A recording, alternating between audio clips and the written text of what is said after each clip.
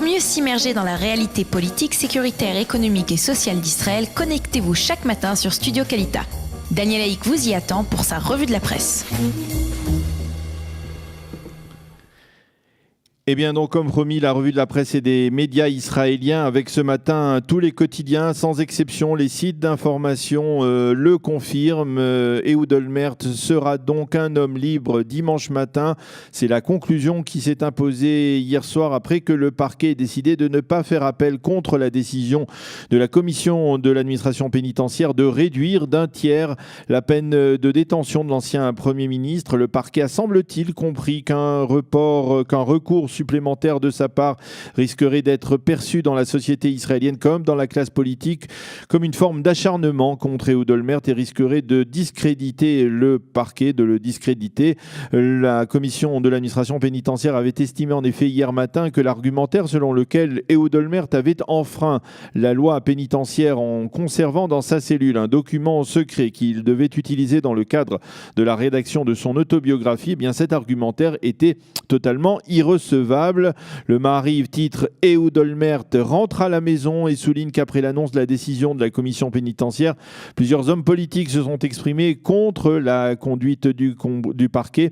L'un d'eux est le ministre du Likoud, Zeev Elkin, qui a appelé le parquet à laisser Ehud Olmert en paix, laissez-le poursuivre sa vie. Même son de cloche de la part du député du camp sioniste Nachman Shai. Olmert a fauté, il a payé, laissez-le maintenant et faites montre d'un peu de miséricorde, donc a déclaré Nachman Shai. Le Yediot Aharonot, et c'est le second titre de l'actualité en Israël, nous en parlions également tout à l'heure avec notre invité Michael Bar-Tzvi. Le Yediot Aharonot annonce ce matin en première page qu'une solution pourrait être en train de se profiler à l'horizon pour régler la crise des conversions, crise provoquée, vous le savez, par la décision du Conseil des ministres dimanche de confirmer le grand rabbinat d'Israël comme décisionnaire exclusif et hégémonique dans le dossier des conversions. Binyamin Netanyahou, qui veut éviter de durcir la crise avec le judaïsme américain, doit réunir d'urgence ce matin les responsables des formations de la coalition gouvernementale. L'idée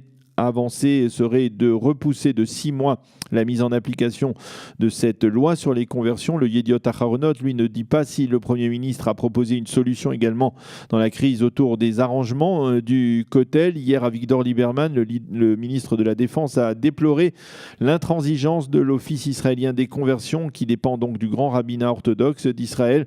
Au cours des dernières années, a dit Lieberman au Israël Hayom, l'Office national des conversions a tout fait pour durcir les critères de passage, à tel point que même Ruth, la Moabite, l'arrière-grand-mère de David, du roi David, n'aurait jamais pu se convertir au judaïsme si elle avait dû passer devant cette commission.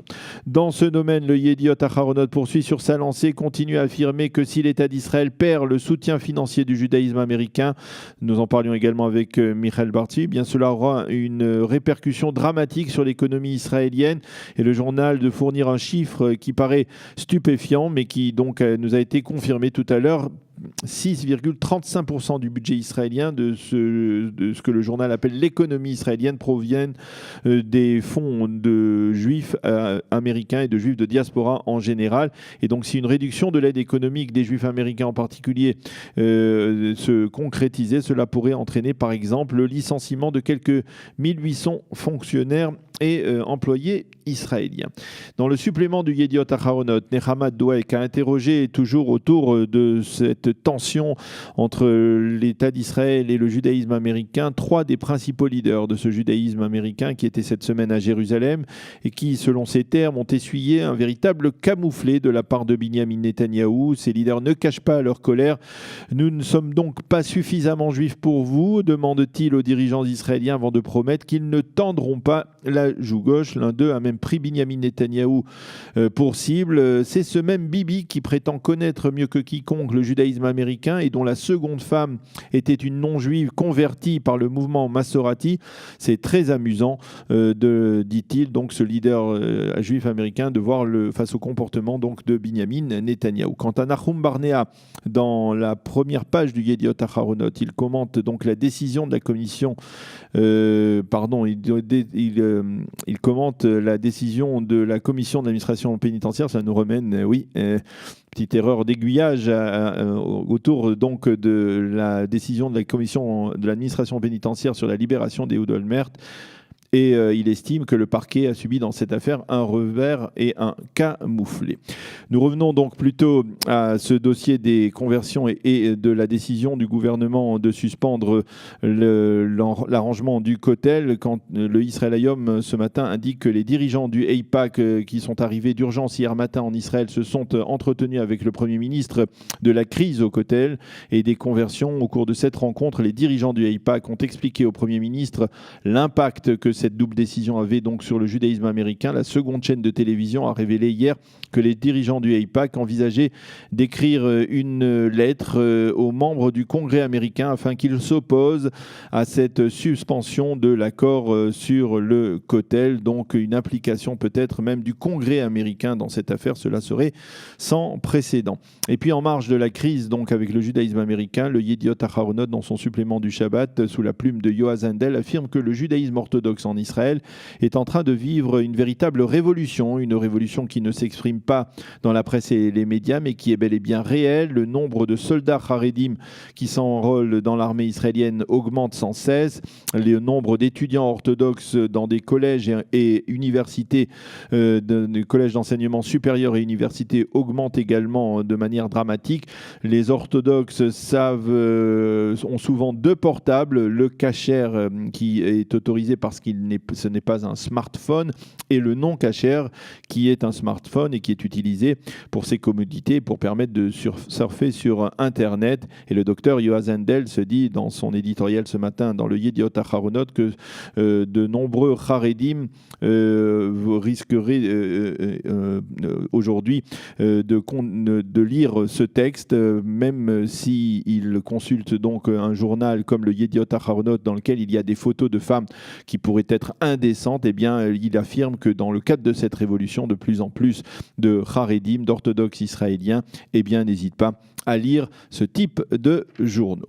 Et puis dans le Maariv, Udi Segal, le correspondant politique de la seconde chaîne de télévision, constate que l'affaire du Kotel est comme celle de la loi sur les conversions, également comme celle de l'affaire Elor Azaria et l'affaire de Kalkilia, donc de la construction dans Kalkilia. Dans toutes ces affaires, eh bien, Binyamin Netanyahou a fait à chaque fois une impressionnante volte-face. Il estime que le Premier ministre ne paiera pas de prix politique pour ces volte-face. Au contraire, affirme donc Udi Segal, le correspondant politique de la seconde chaîne de télévision israélienne. Et en marge toujours de cette crise avec le judaïsme américain, le Congrès a entériné une aide sécuritaire de plusieurs centaines de millions de dollars à l'État d'Israël, 700 millions de dollars très exactement, qui seront destinés à l'amélioration des systèmes de défense aérienne israéliens comme Flèche ou la Fronde de David. Et le même AIPAC dont nous parlions tout à l'heure s'est félicité de cette décision.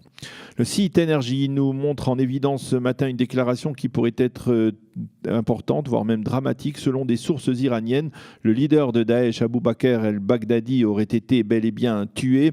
C'est Ali Shirazi, un très haut fonctionnaire iranien, qui l'a déclaré hier. Shirazi est très proche de l'ayatollah Khamenei et selon lui, il est certain qu'el-Baghdadi n'est plus en vie. Rappelons qu'il y a une semaine, le ministère russe des Affaires étrangères avait déjà affirmé qu'avec une très forte probabilité, el-Baghdadi était mort.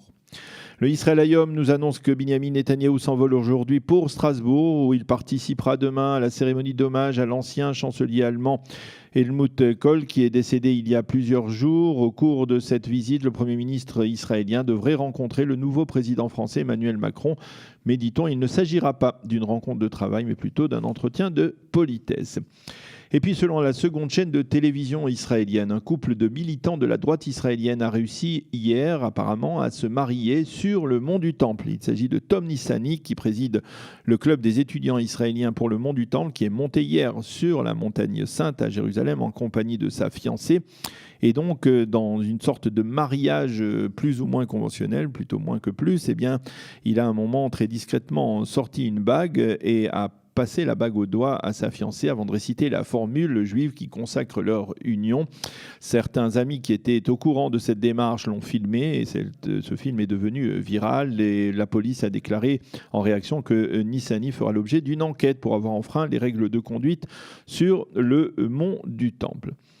Et puis, pour terminer cette revue de la presse et des médias, sachez que les sites d'information, toujours réactualisés, tels que le Ynet, Énergie et Voilà, soulignent ce matin que des dizaines de milliers d'Israéliens ont fêté durant la nuit cette fameuse nuit blanche de Tel Aviv en participant à des spectacles musicaux dans divers endroits de la métropole israélienne. Voilà, c'est la fin de cette revue de la presse et des médias israéliens de ce matin. Il est 8h55. Dans quelques instants, nous allons retrouver Jonas Eisenberg qui va nous parler de la paracha de Chukat, une paracha importante dans le livre de Bemidbar. Ce sera dans quelques instants.